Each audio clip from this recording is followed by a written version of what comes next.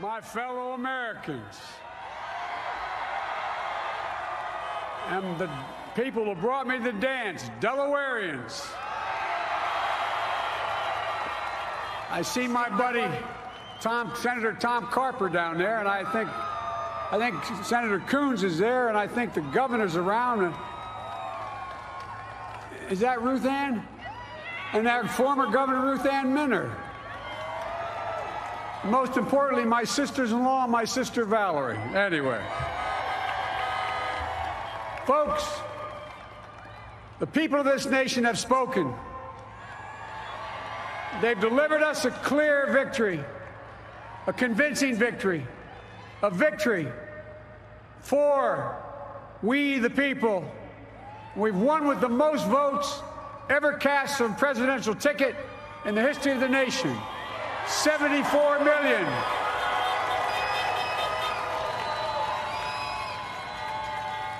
What I must admit has surprised me. Tonight, we're seeing all over this nation, all cities and all parts of the country, indeed across the world, an outpouring of joy, of hope, renewed faith in tomorrow, bring a better day. And I'm humbled by the trust and confidence you placed in me. I pledge to be a president who seeks not to divide, but unify, who doesn't see red states and blue states, only sees the United States. And work with all my heart, with the confidence of the whole people, to win the confidence of all of you.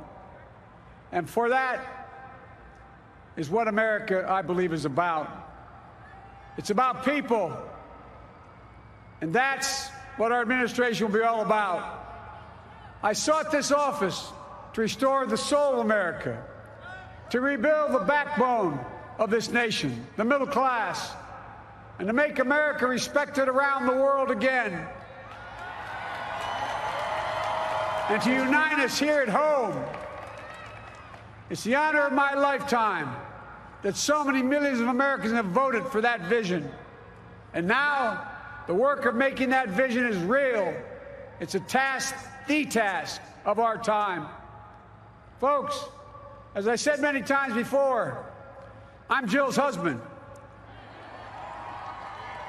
And I would not be here without her love and tireless support of Jill and my son Hunter and Ashley, my daughter, and all our grandchildren and their spouses and all our family. They're my heart. Jill's a mom, a military mom, an educator. And she has dedicated her life to education. But teaching isn't just what she does, it's who she is. For American educators, this is a great day for y'all. You're going to have one of your own in the White House. And Jill's going to make a great First Lady. I'm so proud of her.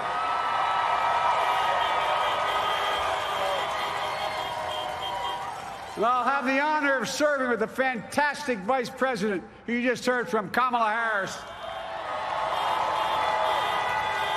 who makes history as the first woman, first black woman, the first woman from South Asian descent, the first daughter of an immigrant ever elected in this country. Don't tell me it's not possible in the United States. It's long overdue.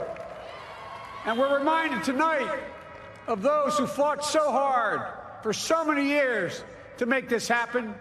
But once again, America's bent the arc of the moral universe more toward justice. Kamala, Doug, like it or not, your family, you become an honorary Biden, there's no way out. All those of you who volunteered and worked the polls in the middle of this pandemic, local elected officials, you deserve a special thanks from the entire nation. And to my campaign team and all the volunteers and all who gave so much of themselves to make this moment possible, I owe you. I owe you. I owe you everything. And to all those who supported us, I'm proud of the campaign we built and ran. I'm proud of the coalition we put together, the broadest and most diverse coalition in history. Democrats, Republicans, independents, progressives, moderates, conservatives, young, old, urban, suburban, rural, gay, straight, transgender, white, Latino, Asian, Native American. I mean it, especially for those moments, and especially for those moments when this campaign was at its lowest ebb. The African-American community stood up again for me. You've always had my back, and I'll have yours. I said at the outset, I wanted to represent this campaign to represent and look like America. We've done that. Now that's what I want the administration to look like and act like. For all those of you who voted for President Trump, I understand the disappointment tonight. I've lost a couple times myself, but now let's give each other a chance. It's time to put away the harsh rhetoric, lower the temperature, see each other again, listen to each other again. And to make progress, we have to stop treating our opponents as our enemies. They are not our enemies. They are Americans. They're Americans. The Bible tells us, to everything there is a season, a time to build, a time to reap and a time to sow, and a time to heal. This is the time to heal in America.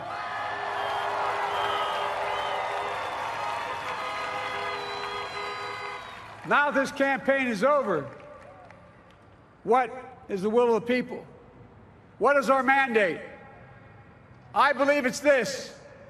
Americans have called upon us to marshal the forces of decency, the forces of fairness, to marshal the forces of science and the forces of hope in the great battles of our time.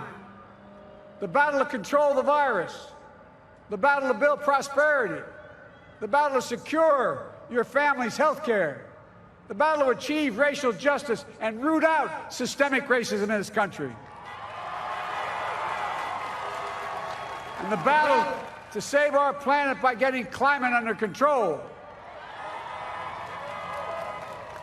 the battle to restore decency, defend democracy, and give everybody in this country a fair shot. That's all they're asking for, a fair shot. Folks, our work begins with getting COVID under control. We cannot repair the economy, restore our vitality, or relish life's most precious moments, hugging our grandchildren, our children, our birthdays, weddings, graduations, all the moments that matter most to us until we get it under control. On Monday, I will name a group of leading scientists and experts as transition advisors to help take the Biden-Harris COVID plan and convert it into an action blueprint that will start on January the 20th, 2021. That plan will be built on bedrock science. It will be constructed out of compassion, empathy, and concern. I will spare no effort, none, or any commitment to turn around this pandemic. Folks, I'm a proud Democrat,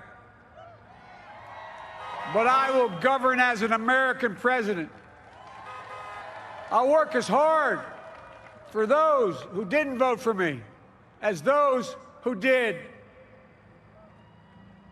Let this grim era of demonization in America begin to end here and now.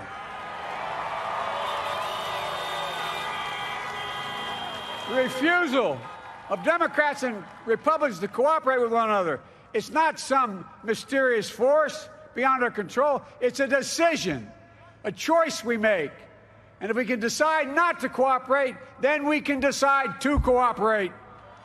And I believe that this is part of the mandate given to us from the American people. They want us to cooperate in their interest. And that's the choice I'll make.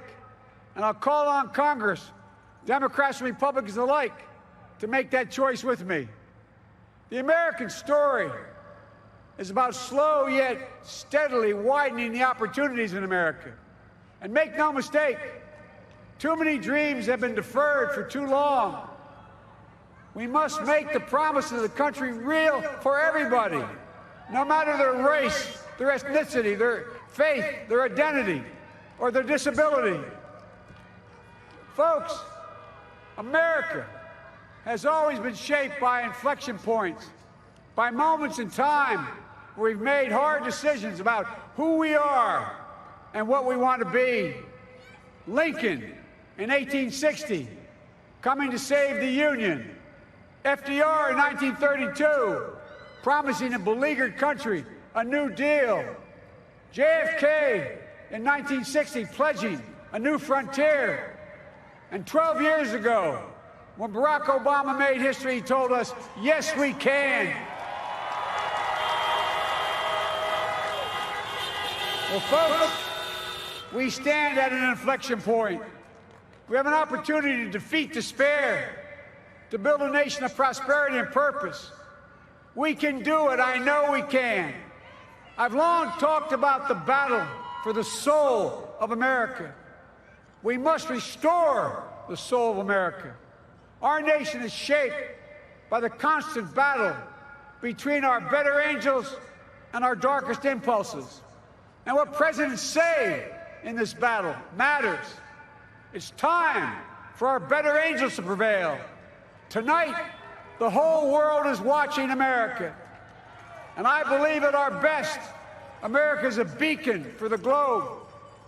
We will lead not only by the example of our power, but by the power of our example.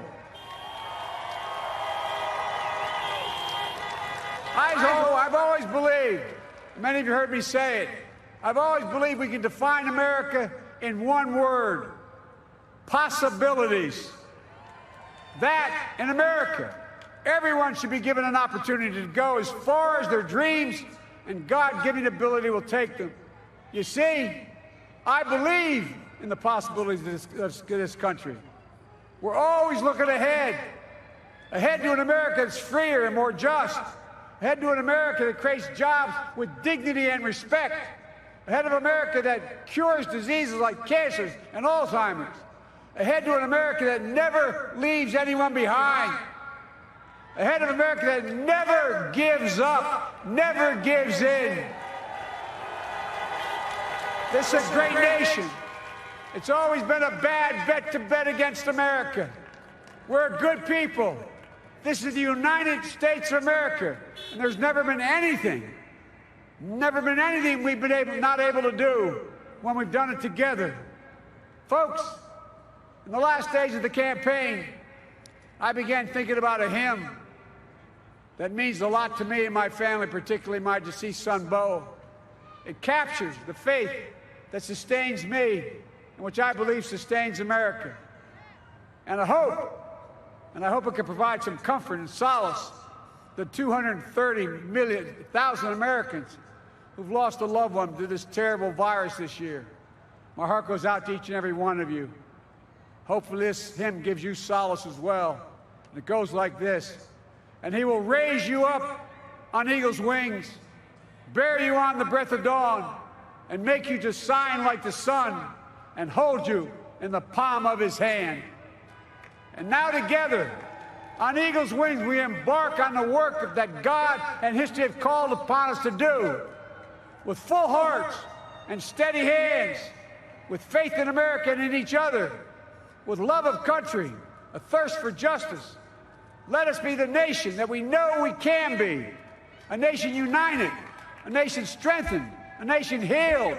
The United States of America, ladies and gentlemen, there's never been anything we've tried we've not been able to do. So remember, as our grandpapa used to say when I walked out of his home when I was a kid up in Scranton, he said, "Joey, keep the faith." And our grandmother, when she was alive, she yelled, "No, Joey, spread it. Spread the faith. God love you all. May God bless America, and may God protect our troops." Thank you, thank you, thank you.